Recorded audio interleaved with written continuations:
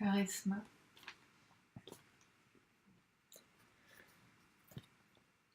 So.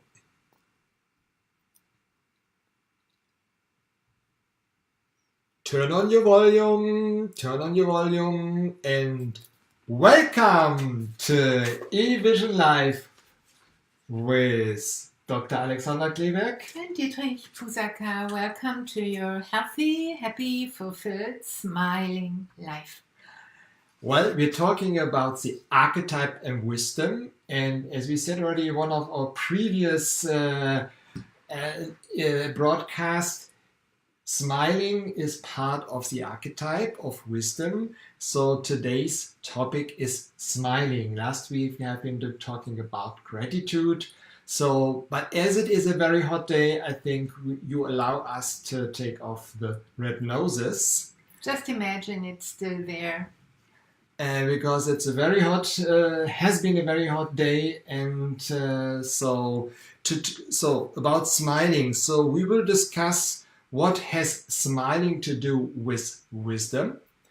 We will discuss today what are all the positive impacts of smiling, and finally how to practice smiling, give you some ideas how you can get smiling into your daily life. How your smiling can be more effective. There are some tricks to that. And smiling, as Victor Borge, a Danish American comedian and pianist, said smiling is the shortest distance between two human beings. Yes. Because immediately when you smile, you feel well. There is some fire just sparking across from one person to the other it's a warm flame, I would rather say. So immediately contact before we even said one word. So what has smiling to do with wisdom? We had the laughter when we talked about the archetype of childhood. Yes, this we have, but what is the difference then? Yes, I will tell you. Children are very spontaneous, and they smile and laugh, and then they are angry, and then they smile, and then they're sad, and they smile, and they are afraid or whatever. So in a child, it's a spontaneous action and reaction. Mm-hmm. And once we go to wisdom, it's charisma, it's a trait, a personality trait. Mm-hmm. So if you smile often throughout your life and throughout your so-called problems and throughout your so-called symptoms and so-called diseases, then it becomes a character trait which you can train and which gets more and more effective in you when you train it, and it becomes a part of your personality. Mm-hmm.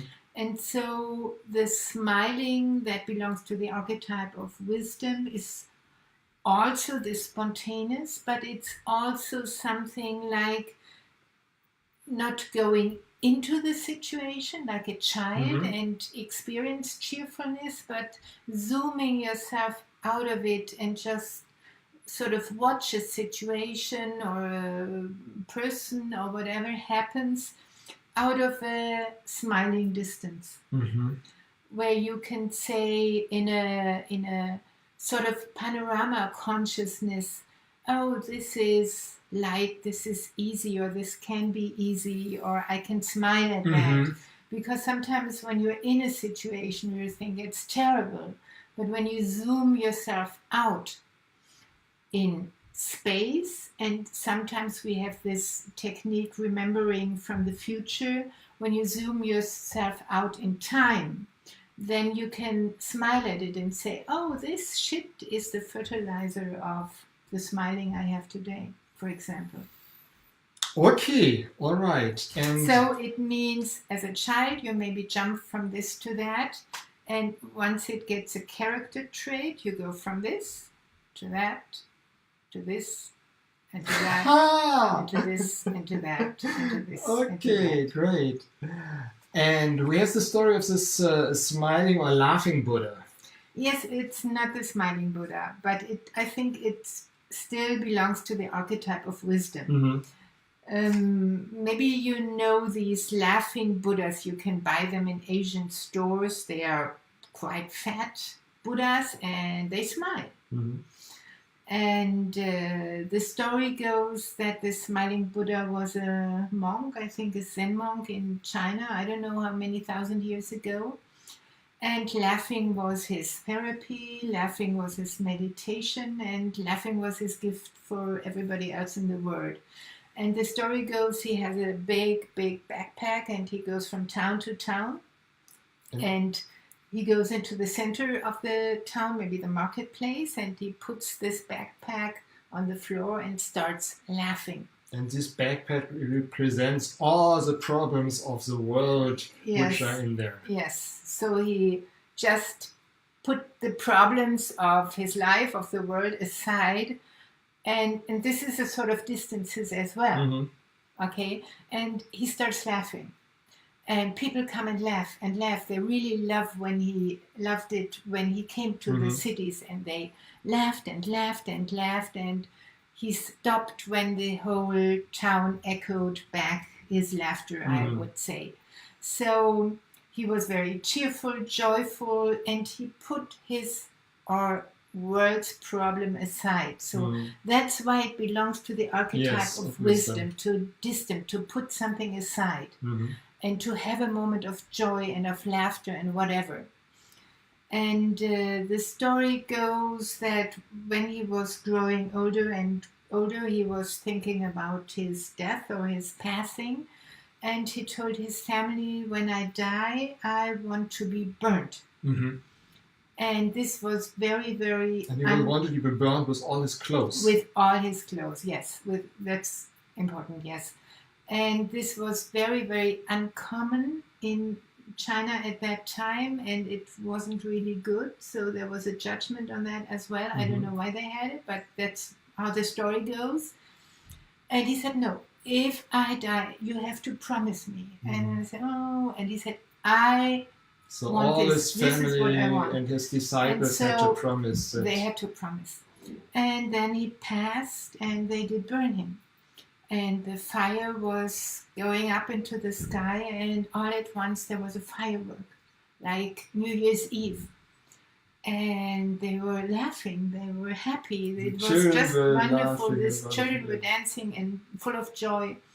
And that they found out that before he died, he put firecrackers into his trousers. So the children and the family will have joy whenever he has passed away. So I think this story belongs to the archetype of wisdom. Okay. And laughing is very important for that, to put the problems aside and just laugh. Maybe you can even laugh to the problems and say, funny, funny, funny, or whatever.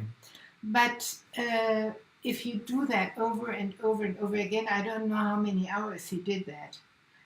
I think it's sort of exhausting to laugh all the time. Yeah, might be very good for your belly. You don't have to go in the fitness studio anymore. I think if you laugh 10 hours a day, you will have a very straight belly, right? It's good for your breathing, it's good for your figure. So that's one way to train that. But smiling is a little bit easier. It's easier. It's not. You can do it all day, and it's not exhausting at all. Once it gets a character. Yeah, smiling takes place in your face with all your face muscles, and you say it's less exhausting than other, like for if you look like this. I think this is. You need about 40 muscles if you look angry or depressive or hurt or something. So maybe you don't even feel it. Some say, oh, smiling is exhausting because they never trained it. But this is actually, it's much more muscles you have to tension up. Yes. And it signals the brain or something is wrong. And if you smile, it takes about 17 muscles. It's easier. it's more fun, and it signals the body that everything is okay. That, as Einstein said, we had that a few videos ago, that the universe is friendly. And it brings us back into this parasympathetic mood of inner peace and relaxation. So this is a very, very good exercise. So smiling actually signals this to your brain that everything is okay. Yes. And for example, I think in Switzerland, they did research on smiling, and they gave two groups of people pens. And they had for, 10, 15, 30 minutes, they had to put the pen like that. Looks like smiling. In one group. And in the other group, they had to put it like that. Okay.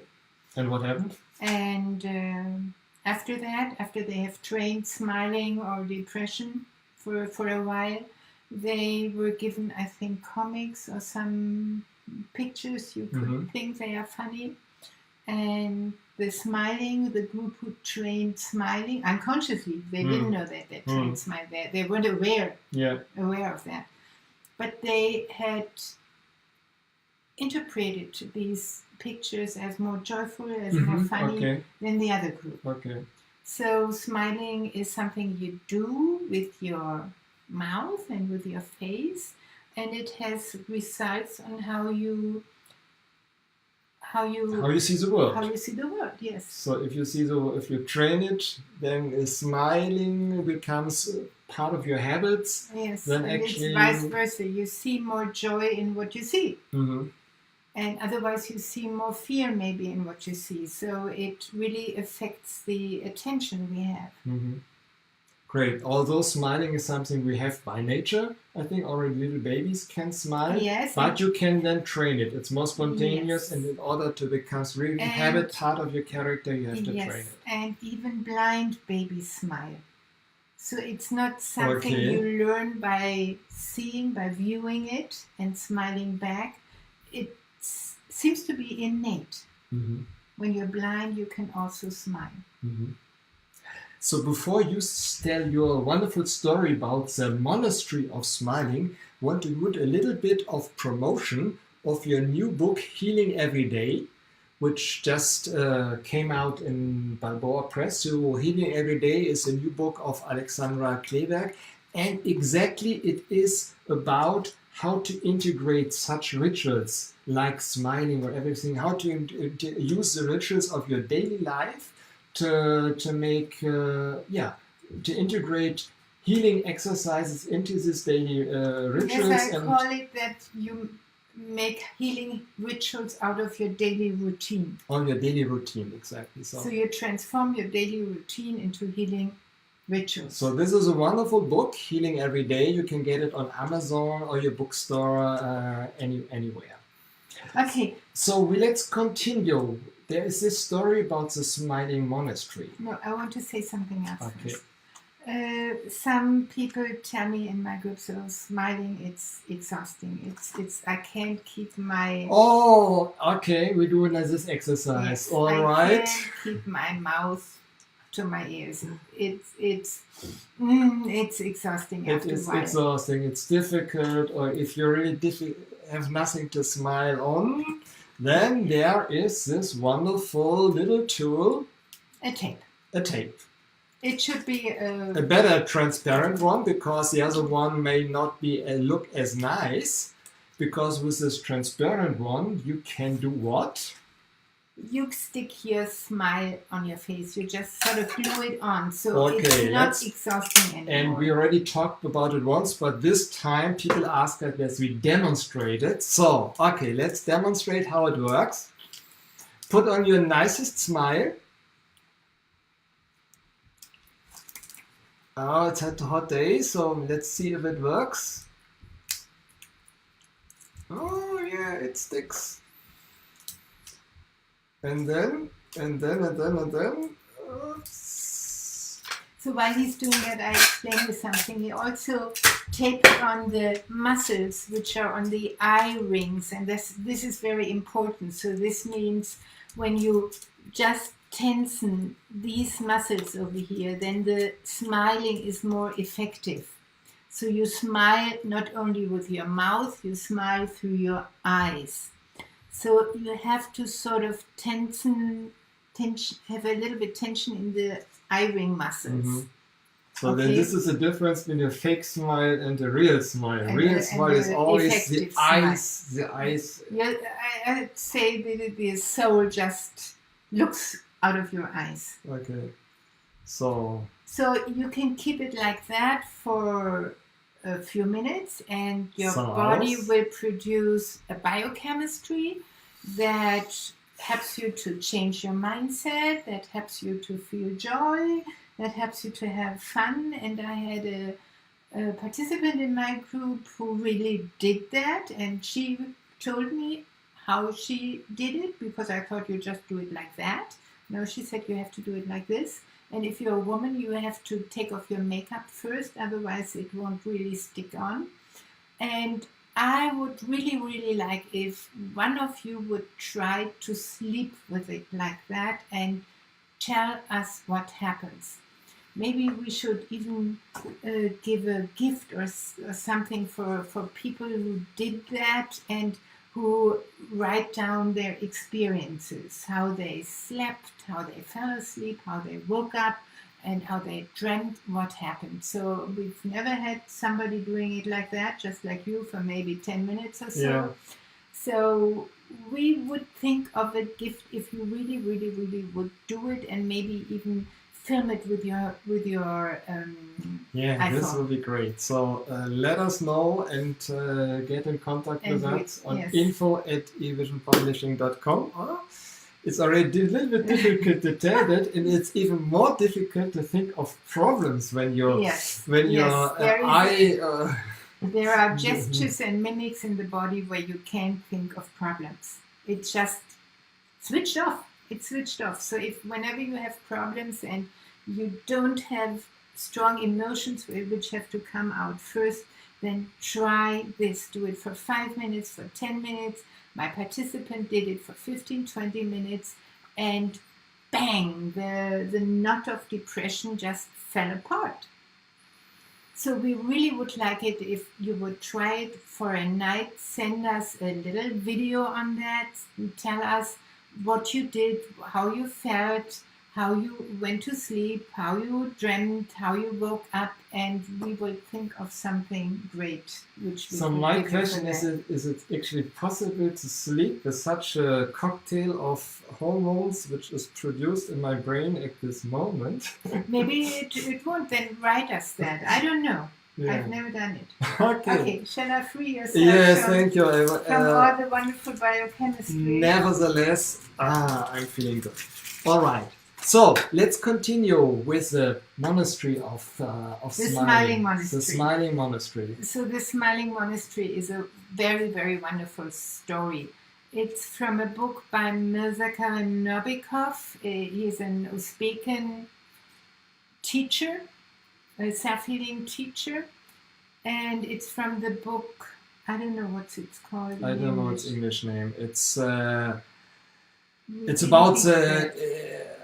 We will put down the link there. Yeah. It's a story of a Smiling Monastery. It probably was in Chechnya.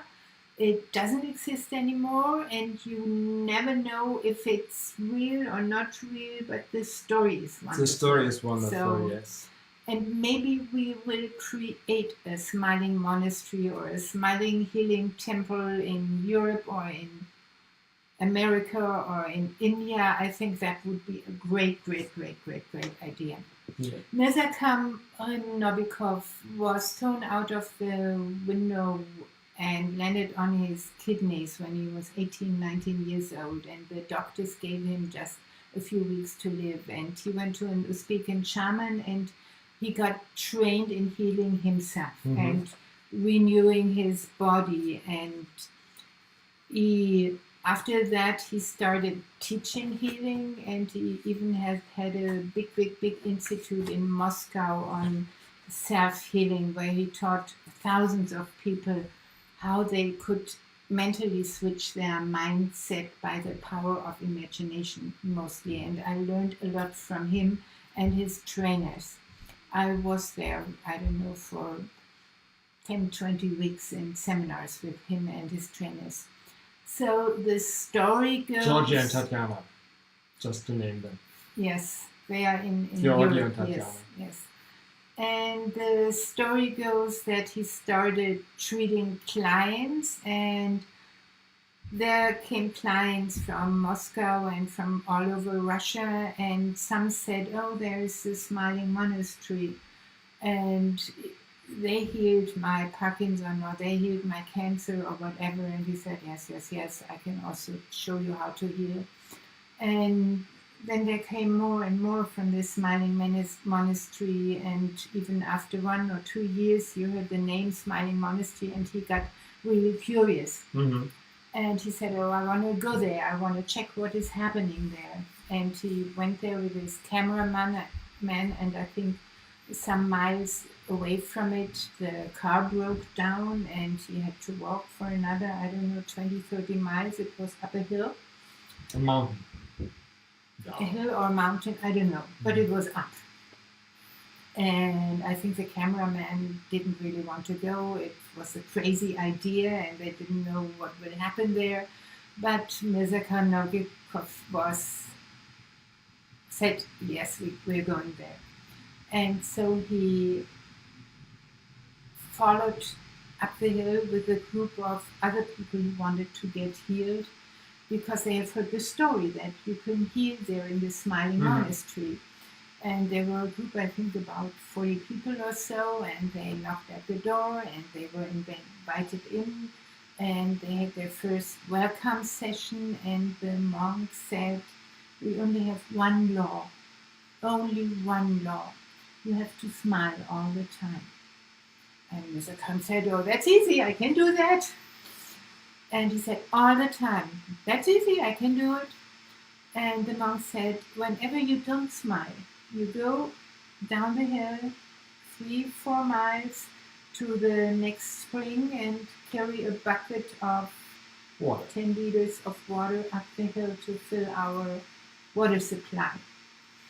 And they also, that's easy. And pretty soon the first people went down because they didn't smile all the time. And at some point, I think it was the first day, Mirza Karim also had to go down. And he went all the way down. It's a hot area. And he went down with a bucket, he got all the water, and he went up the hill, and he knocked at the door, and first he smiled. And the monk opened, and he looked at him smilingly. And the monk said, oh, you didn't smile all the time. He said, yes, I'm smiling here. You didn't smile all the time. That's the way up. And he showed him to a telescope. Mm-hmm. And that the monk viewed all the people coming up the hill. So that they're binoculars just to watch them. Yes, just to watch them. And he said, no smiling, go down the hill again, get a bucket of water. So he went down the hill, and it must have been exhausting. And Mirza Novikov was a very well-trained man. He was doing, I think, karate or something, even at the Olympic Games. So he was very well-trained, and he was very exhausted, and he, with a bucket, and they smiled, and he had to go another time, and everybody else had to go, I don't know, 3, 4, 5, 6 times, until they finally kept on smiling.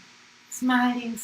And he said about after the 3rd day, they were playing like children. They were smiling at ants, they were smiling at plants, they were smiling at the monks, they were smiling at each other, they were smiling, and it was like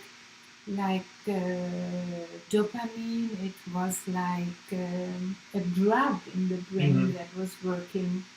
And he said it was the happiest weeks of his life. It was just playful, joyful, easy, and a lot of healing took place in that time. And after, I think it was 40 days, they had to leave, and he said he didn't want to leave. He wanted to stay there forever, just It became smiling. like a drug.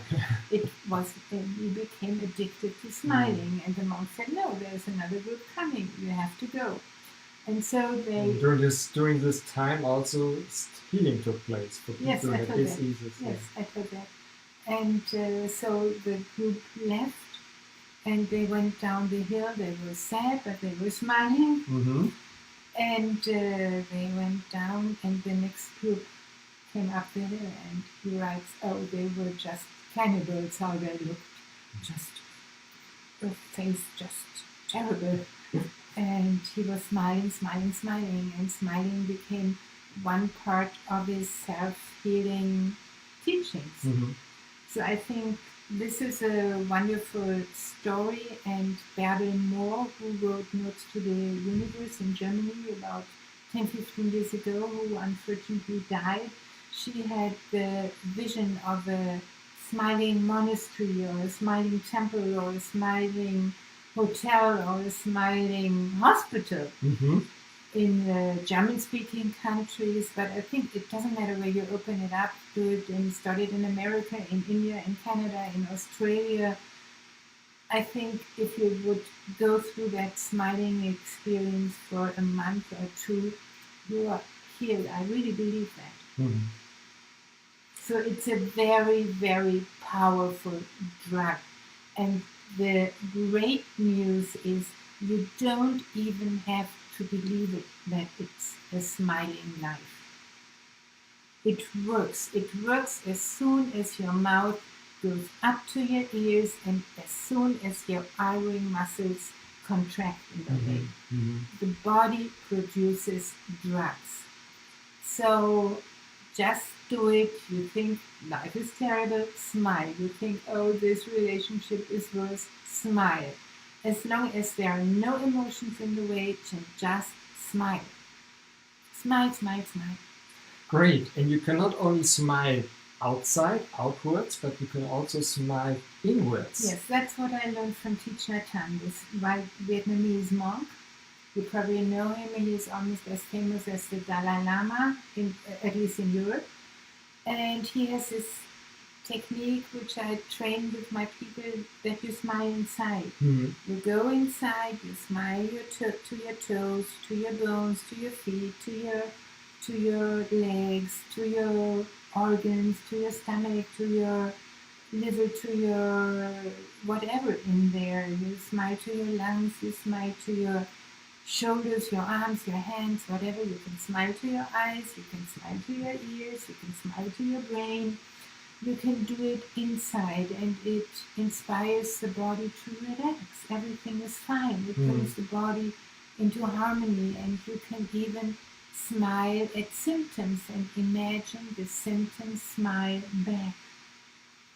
Mm-hmm. So I smile to my liver, or I smile to my stomach when it hurts, and it smiles me back. And I had a client, she had many operations, I think because of cancer in her stomach and belly, and she had cuts there and scars, and she was very shy and very unpleased by these scars. And one day she looked at the scars in the mirror, and there were 2 scars here and 1 scar here, and she said, oh, this looks like a smiling face.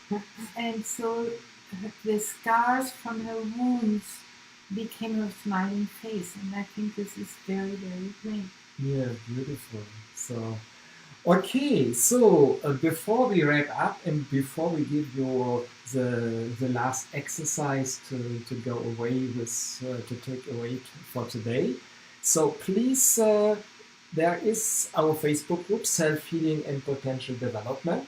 You can join it. There, actually, the idea is that people engage among themselves, and we give some inputs, and you can give yourself some inputs. If you have ideas, you can ask questions, you can contribute. So please join our Facebook group, Self-Healing and Potential Development. We are just starting it, so not many people yet in. And well, so today we had learned smiling is a key element of wisdom. As I understand it. So it gives you distance to problems, to look at them differently. The smiling distance. The smiling distance. Smiling is very, very, very healthy. It's good for the immune system, it's good for breathing, it's good for the parasympathetic system, it's good for sleep, it's good for relationships. And so, and one lesson we want really to take away to give you, let smiling become really part of your character. Yes. Make it a habit of your daily life, smiling. For this, we will give you one last exercise. So you come from smile to smile to smile to smile. The exercise I would suggest is do this before you go to sleep. Smile to your inner organs. Smile to every cell of your body and imagine the cells like little smileys who smile back. Beautiful, yeah. And you can do it even in the morning when you wake up, and then just try first to smile at your partner or at your children or at your neighbor or at the people in the grocery store. Just train it in the outside throughout the day, and you will experience the smiling comes back. Okay, thank you. And if you want to get any more information, just look at evisionpublishing.com. You have a wonderful blog there also. And yeah. Open your heart and start. And smile.